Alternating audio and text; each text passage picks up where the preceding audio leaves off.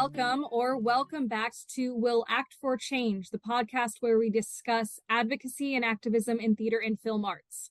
I'm your host, Kat Kemet, and today we are joined by Maisie Klompus, an LA-based actress from San Francisco, known for her effervescent personality as much as for her talent. Maisie is an accomplished actress whose work ethic and passion for the arts has led to career success in television. She's starred in some of TV's top shows, such as Abbott Elementary, Supergirl, Hunters, Goliath, and Insecure, although most would probably recognize her as Rachel from the Freeform original series Good Trouble. Outside of her impressive TV and film resume, Maisie regularly performs in theaters across Los Angeles, including in the award-winning Los Angeles LGBT Center's production of Hit the Wall. Welcome to the show, Maisie. I am so glad to have you here.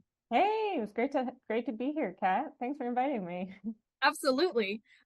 So I first met you when we were both working with Open Door Shakespeare doing Macbeth. Mm-hmm. What brought you to that project? So that was actually a little bit of a fluke.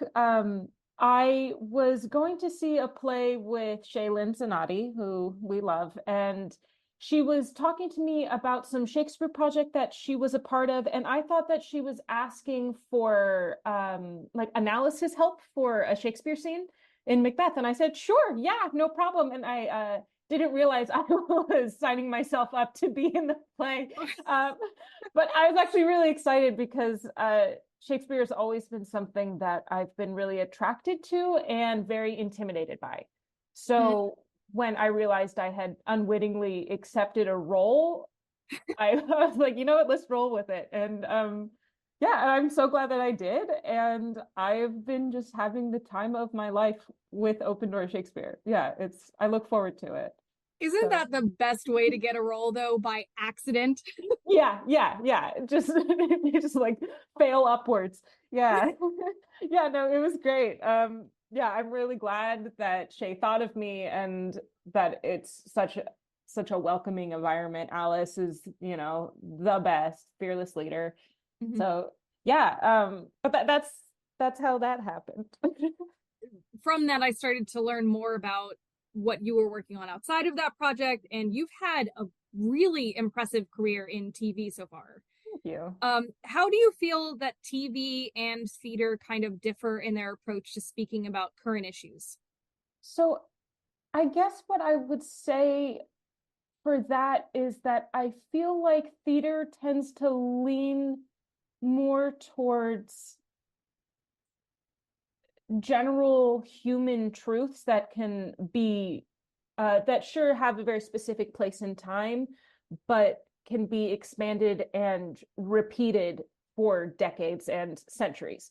Mm-hmm. And whereas TV can be very much more ripped from the headlines, that's where Law and Order gets all of their stuff, is just from current day. And I feel like film and television is much more concentrated on the present moment and the zeitgeist and whatever is happening currently in a sharper way. Right. Yeah. I think that makes sense. Kind of like, because theater is meant to be something that is repeated, regardless of where you are, it has a more timeless sense to it, versus TV and film. It has to apply to the here and now, and so can be dated and cannot be dated. Yeah, absolutely. And also I feel like theater is much more dynamic and film and television is static, just in that it's one person's representation of this one role, and this was their portrayal on this day, and that's what is edited together. Whereas theater, you can change a story entirely based off of the casting and based off of costumes and based off of the time period that you set it in. And so it can make something like Shakespeare incredibly current and specific to modern times, just based off of like peripheral dressing and casting. Right. Yeah. In your experience, do audiences typically relate to different things, or is there a commonality to what people respond to in TV audiences versus, say, theater audiences? Yeah, I mean, I think at the end of the day, what people respond to is a story that moves them, and either in which they can get lost in, or they see a reflection of themselves in the times really clearly. So I think that ultimately it's about the story. And that's why people binge TV. It's like, oh, well, I can eat 12 hours of this, and it becomes your world. And that's like, it's reading a book. It's like, that's what you dive into for the weekend. And theater, it is much more bite-sized, but you're there with the people, breathing the same air as them, and that's super powerful. How potent that is. Oh yeah. And I feel like that, there are theater performances that I think about 15 years down the line more than I think about for TV, because you can revisit that whenever you want to. Right. That's a good way to look at it. Precious. Yeah. Yeah. It's limited in encapsulated in that one point in time that you can only go back to and revisit in memory. Totally. Yeah. And there is something really special about being in the same room with other people who are there for this. And then, these are real human living creatures that are breathing in front of you, and you're going through that with them in real time, instead of the separation between, the screen that you have for television. But I mean, with that said, you get close-ups, and it's just a different beast, Yeah. No, you've done both comedy and drama. You're a pretty well-rounded actress in that way. Is there a difference, in your opinion, to how activism and advocacy relate to the genre you're playing? Is it different in comedy than it is for more dramatic or tragic roles? That's a good question. I feel like with comedy,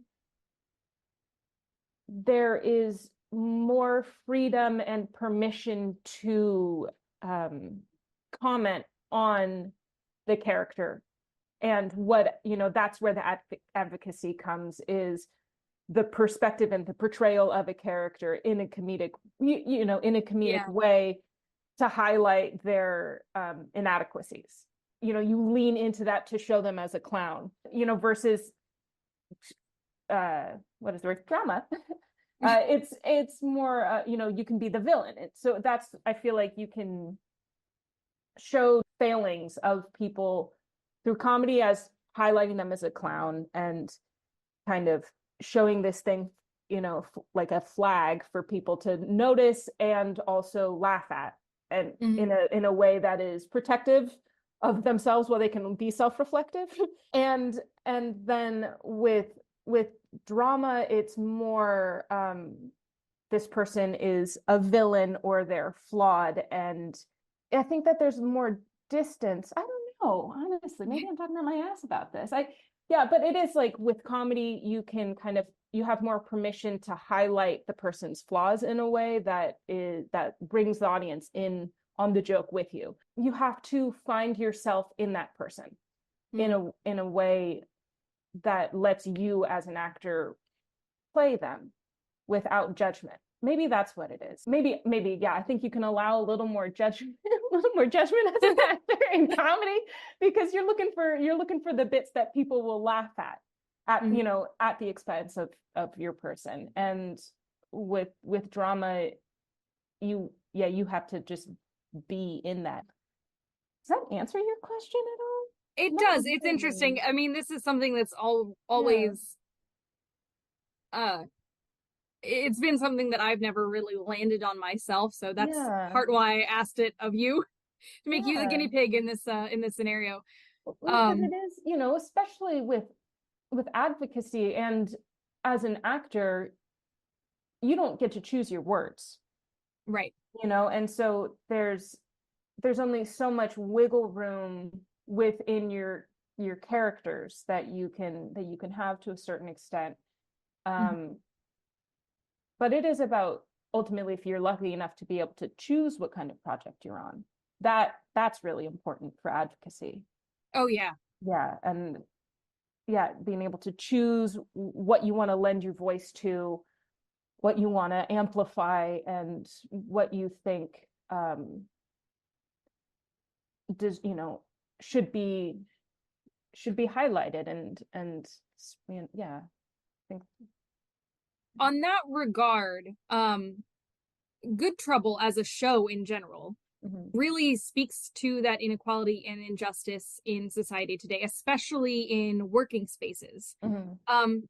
In your role as Rachel, you join in the walkout and come up with an app to help give like a sense of autonomy to yourself and others experiencing that inequality in the workplace. Yeah. Have you ever, I'm sure you have, just, by proxy of being female in a workspace, Yeah. Yeah. have you ever experienced moments where you had to fight to be taken seriously? Yeah, absolutely. It's so bef my outside of acting, I'm not currently because I've been really fortunate, but my like survival job was a waiter. And so that has its own whole, you know, barrel of monkeys that you have to deal with that kind of stuff. It's a lot of interpersonal. You are serving someone, but you're not their servant. Yeah. And there's, I've had times where I've been told some pretty ripe things, either about my physical appearance or about, my perceived ethnicity or, any kind of thing like that. And it's hard because you do need to be welcoming to a certain, look, we get paid by tips, so you have to be nice. You got to be nice. But then at what point do you stand up for yourself? And Right. there have been, yeah, I feel like I experience it a little bit more in that world than I have in entertainment, which is pretty lucky. I have definitely had to advocate for myself before on set before, and it's hard, it's scary, because actors are so disposable, and it's such a gift to be given a role, and it feels very precarious, your hold on it, and so trying to vouch for yourself can be really harrowing. Yeah. Um, but ultimately, especially on set, they treat actors with kid gloves in a lot of ways, but we are also, the doll is the last one in the dollhouse. Like we're kind of put last in a lot of other regards, and so you do have to vouch for yourself, and you do have to say, even if it's something as small as, I would like to take that again. I don't, Mhm. that's huge. And especially as a woman, that's really hard to kind of take up space, Yeah. and, or say, that wasn't okay with me. I would have, it's hard. It's Yeah. hard, but you just pretend. What I do is I pretend to be a braver person than I am.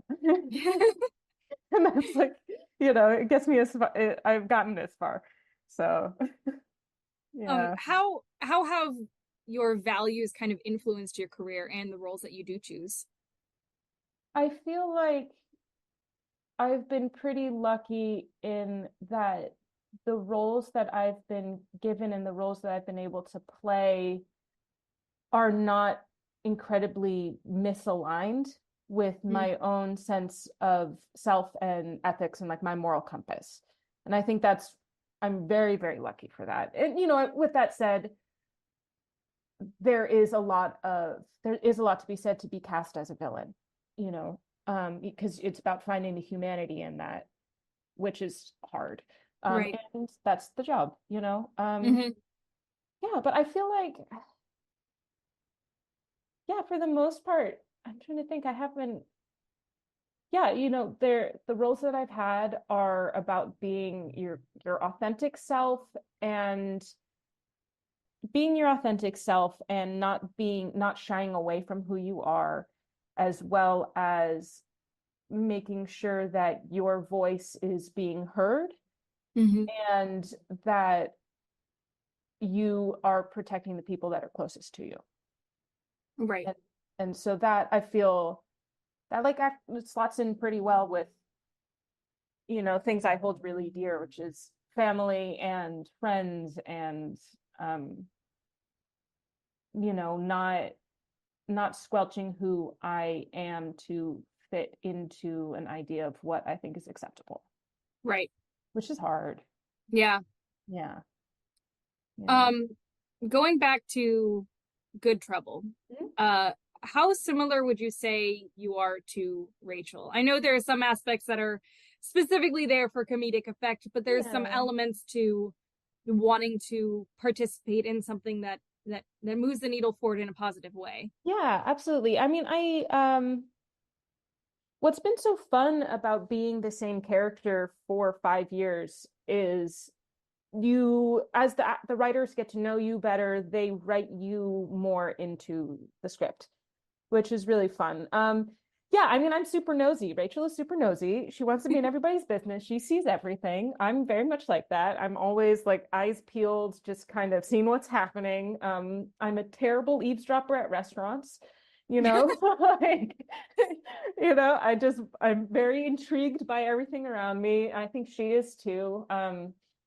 She's also she cares deeply about her friends and coworkers, and I definitely yeah, I hold my friends really dear.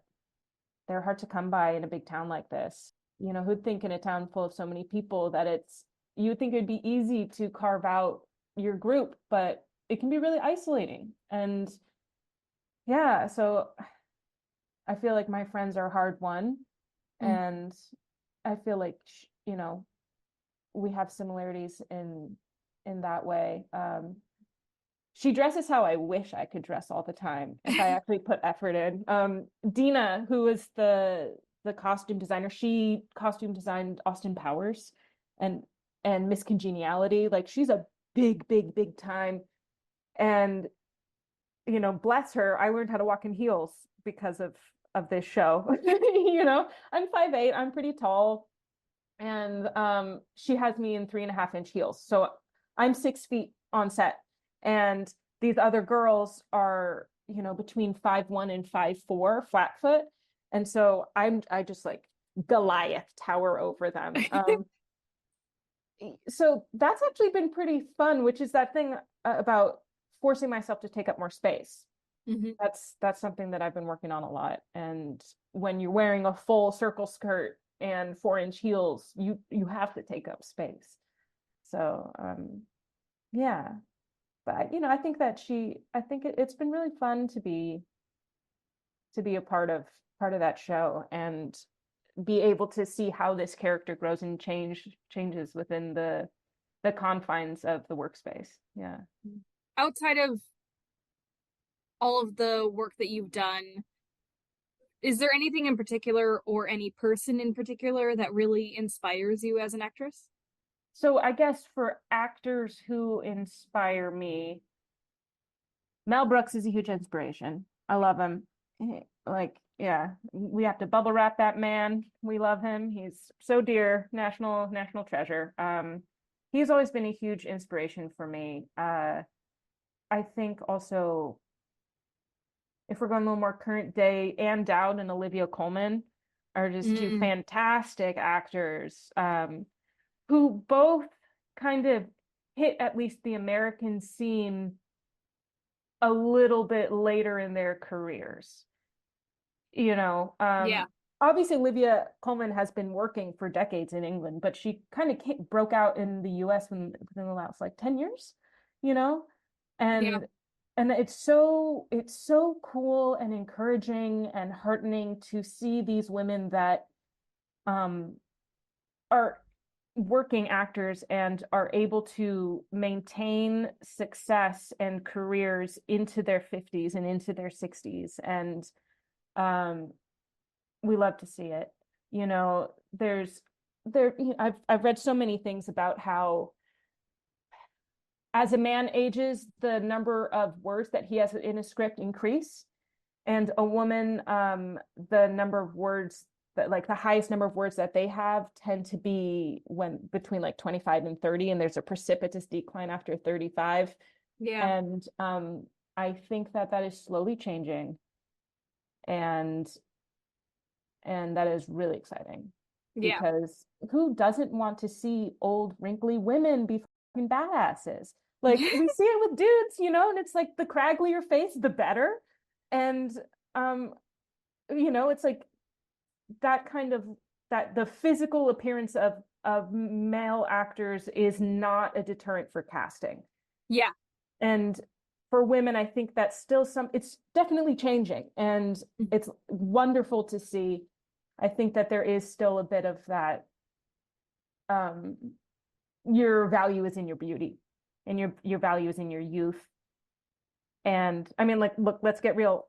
Ann Dowd is beautiful, and Olivia Colman is beautiful, but they're also visibly not 20. Yeah. And also they're just fantastic actors. I could watch them all day. Yeah. Yeah. Well, So, these changes are they're hard won and they're slow going, yeah. but they are moving. They are. And you see it with the younger kids too. Florence Pugh is shaped like a normal human, and she is cleaning up, you know?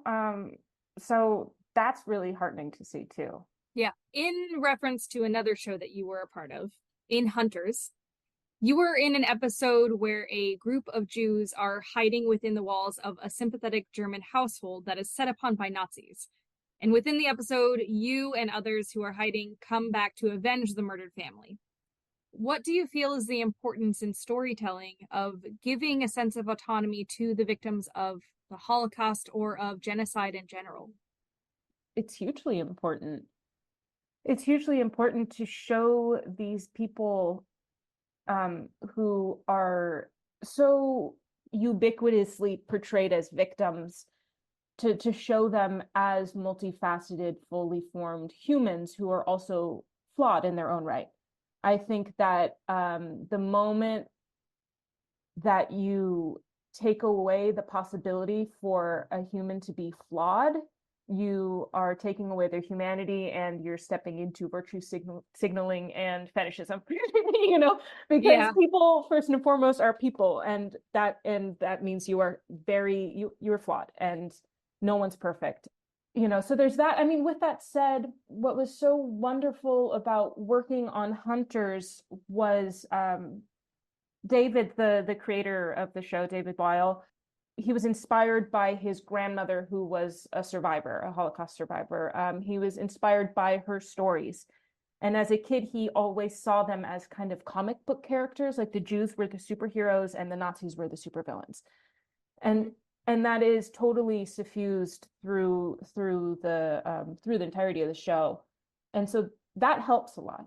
From the beginning, these people have agency, and they're not just these victims that are cowering. They are people who have the conviction for survival, and they will do what they have to. And they also, still care deeply about, in our episode, there's a little German boy who kind of gets caught in the crossfire, and they still acknowledge his humanity and his innocence, and they protect him as much as they can. So Yeah. I think it's incredibly important to make sure that, especially for roles where the main thing is, like, of demographics, where the main stories that are told about them are traumatic, that you hold on to them as fully formed humans first and foremost. How important is it for you as an actor to be part of a project that aims to make a difference?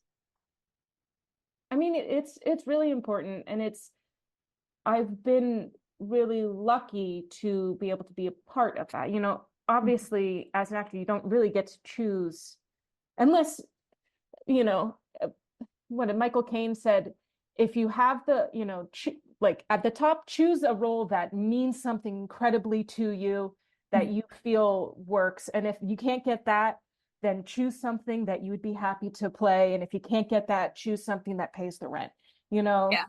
So I've been really fortunate in that I've been able to work on multiple projects where they are talking about something larger that is current, or needs to be spotlit.